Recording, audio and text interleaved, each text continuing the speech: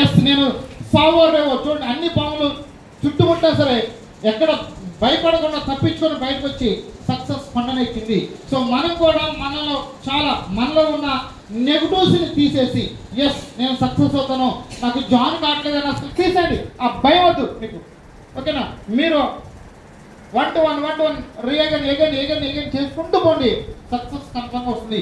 ఎంతమంది నెగటివ్స్ ఎదురైనా, ఎంతమంది నో అన్నా, ఇంట్లో వాళ్ళు నో అన్నా, ఎంతమంది నో అన్నా, మీ పని మీరు కంటిన్యూగా చేసుకుంటూ పోతే సక్సెస్ అనేది చాలా ఈజీ అవుతుంది. సో అది చేంజ్ అంటే అలా చేంజ్ అవ్వడానికి రెడీనా?